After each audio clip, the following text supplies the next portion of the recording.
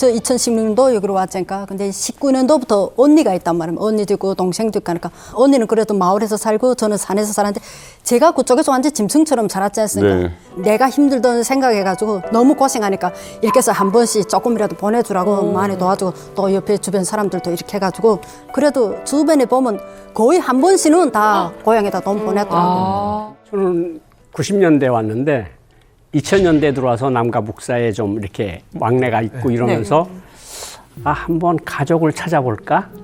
그런 생각을 했었어요. 뭐 가족이 탄압을 받았다는데 어떻게 탄압을 받은 건지 그 2000년대 초반에 이제 가족을 해서 어떻게 하니까 누구하고 열이 닿아서 내가 얼마큼 줄 테니까 그걸 가지고 들어가고 만약 가족 소식을 가지고 사진이나 뭘 가지고 나오면 그만한 돈을 나온 다음에 줄게.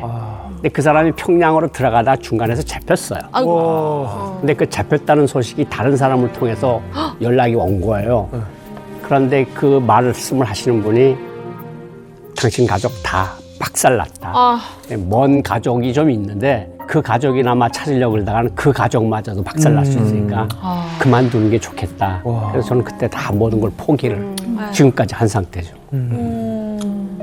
사실 저도 이제 이만갑 하면서 이제 탈북민들 이제 이렇게 뵈면은 다 부유하게 사시는 건 아니잖아요. 그럼. 본인도 좀 힘드신데 어떻게 보면 그 브로커를 통해서 어떻게 보면 음지로 어떻게든 이렇게 보내시려고 하시는 분명 이유가 있다고 좀 생각이 들거든요. 네.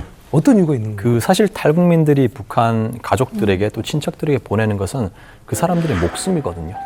목숨을 연명하기 위해서 주는 거예요. 그리고 탈북민들이 한국 사회에 와가지고 대부분 탈북민들이 언젠가는 살아서 가족 또는 친척을 만날 수 있다라는 그 희망 때문에 버티고 사는 거거든요.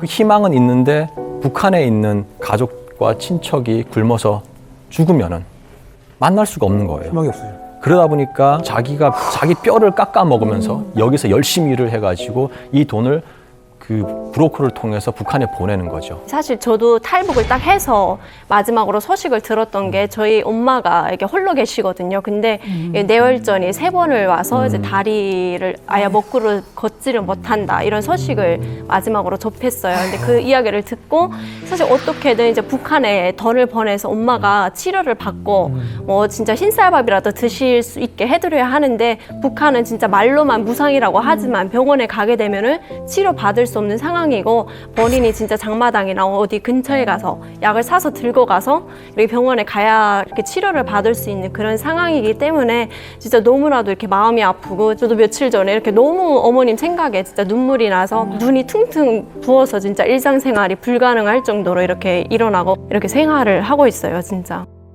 아니 병원에 갈 때 네. 그러면은 무상이라고 하는데 뇌물 같은 걸 뭐 줘야 되는 네, 그렇죠. 의사분이나 뭐 간호사에게 뇌물을 줘야 그나마 좀 치료를 받을 수 있는 그런 상황이죠. 병원에 약이 없어요. 약이 없다 보니까 뇌물을 좀 찔러줘야 나 어디가 아파서 초음파하겠다 하면은 뭐 담배 몇 벌이라도 챙겨줘야 이렇게 진료를 벌 수가 있는 상황이거든요. 우리 같은 경우는 이런 거 뉴스로나 듣지만 이제 탈북하신 분들은 자기가 직접 겪었던 일이고 그다음에 북한이 뭐 사회주의라고 하지만 사실상 배급 체계가 망가졌거든요. 그리고 봉급이라고 받는 게 우리가 옛날에 군대생활하면서 받던 그 병장 봉급 수준이거든요. 네네. 그거 들고 밖에 나가봤자 싸 1kg도 못 싸고 그걸 어떻게 한 달을 버팁니까? 실제로 학교 가도 다 뇌물이고 병원에 가도 다 뇌물 주거나 아니면 약도 자기가 직접 구해야 되고 이 삶을 알아요. 그러니까 여기 와서 사시는 분들은 자기 삶과 거기 남아있는 가족들의 삶을 비교하면서 뭔가 해야지 안 할 수가 없는 거예요. 북한에 돈을 가지고 들어가는 사람이 대체로 조선족이거나 중국 사람들이에요. 근데 만약 들어가다 잡혔어요. 그러면 이 사람 자체는 딱 잡아떼야 돼요.